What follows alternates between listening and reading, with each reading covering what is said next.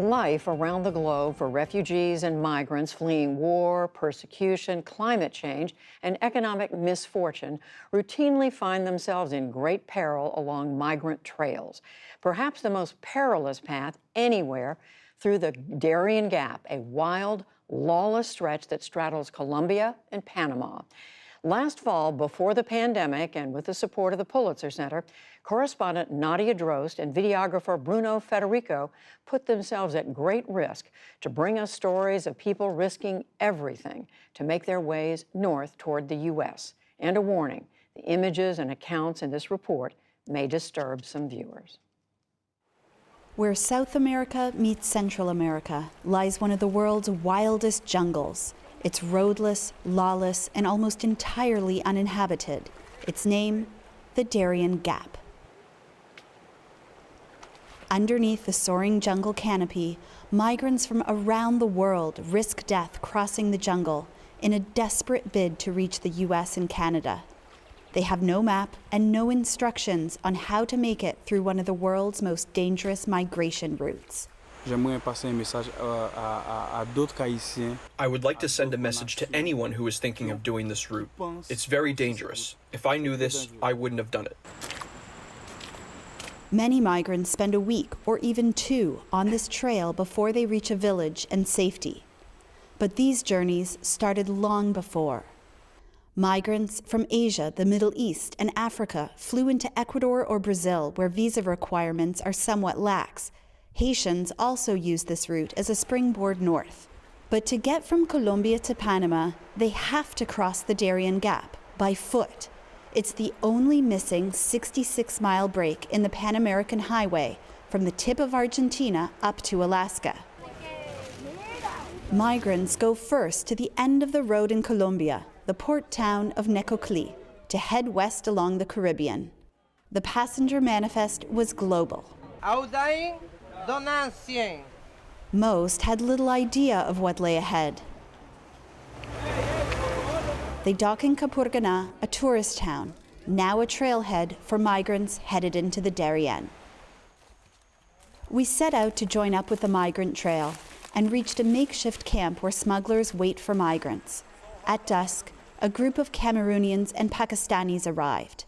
They were exhausted and relieved to find the last spot on the trail where they can get hot food. Morning broke with torrential rain. The Darien is one of the wettest places on the planet. The environment could hardly be more different from the high mountains of Pakistan this group of friends call home. The Taliban targeted our family from time to time. That is why I had to leave my country. We packed our food for 5 days, and with guides we hired, followed the migrants as they set out, on a day-long ascent of a mountain ahead. The steep and slippery terrain was tough for everyone, but nearly impossible with an injury. This woman from Cameroon could barely put weight on her knee. Exhaustion took over. God, the pain is too much. Yeah. The pain is more than me.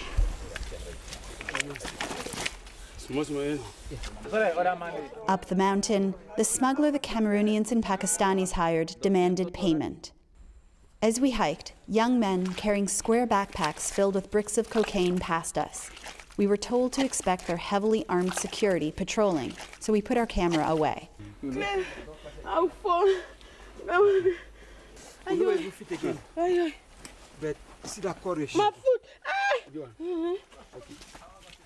After a steep descent, the group made it to this river. They were almost out of food. Smugglers won't venture any farther into Panama, where they could face over a decade in prison if they're caught. This one, who didn't want his face shown, wished smugglers weren't prosecuted so they could help migrants safely complete their journey. I've had to see mothers who tell their children they can't go on, to give themselves up to God. For anyone who has a family or kids, that breaks your heart. Another smuggler, who can't be identified, told us he came across this migrant who had been injured and spent 2 weeks on this mountainside. He was only crawling like a child. It's common. Most people who injure themselves die because there's no help for them. From here on, migrants are on their own. The next morning, we came across George, a Cameroonian man. Injured, he had been left behind by his group. Then, forging ahead alone, he fell and dislocated his shoulder. Our guides popped it back into place. He was one of many Cameroonians on this trail who didn't want to be fully identified, fleeing a brutal conflict in his country. You know, when you're running for your safety, you don't care what is happening to you. You don't care what is in front of you. You just want to have a safe ground. Just like his group of friends had, we left him behind, hobbling onwards. The trail and riverbanks were littered with signs of desperation. Before long, a large group of Haitians and Sri Lankans appeared. Jean Delicat, a father of two. It's been 6 days that we're walking without stopping. The children cry of hunger. There's no food. There's nothing. There was nothing else for them to do but try to go ahead. These Haitians had been living legally in Brazil or Chile. Among them were 6 children and 3 pregnant women. Dusk fell, and the Haitians made camp high above the river.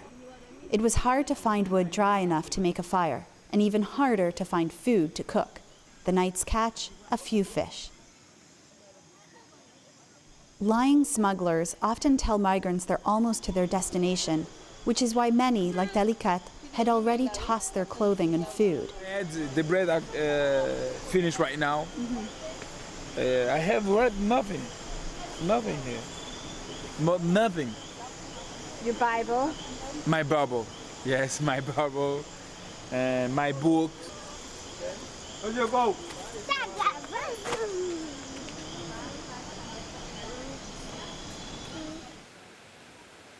Dawn broke after a night of heavy rain. They've barely slept. They are soaking wet and very hungry, but in fact, we are stuck here for now. That's because overnight the rain made the river rise dramatically. It was too high to cross. The rivers often pull children from their parents' arms and sweep migrants to their death. Marooned, with unwelcome time to think, worries took over the Haitians, like Rosie Bantour. Sometimes I think that if I was not this poor, I wouldn't have got into this situation. The river level dropped, and we finally set out again. Later, we were joined by 15 Bangladeshi men with nothing but the clothes they were wearing. They had been robbed 4 times on the trail of everything. A man we're calling Saeed, because he's scared to be identified, explained. A group of 5 to 7 mafias came to us. They pointed a gun towards us and took away our bags and everything. They left nothing for us. They even took away our food.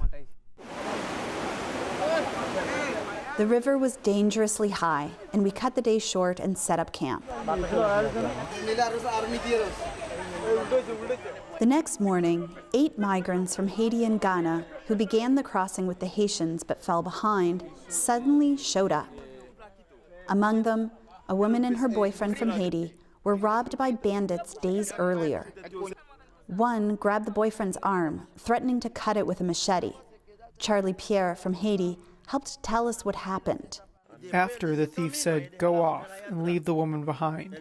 And so he's walking, but looking behind, and sees these guys lowering his wife's underwear.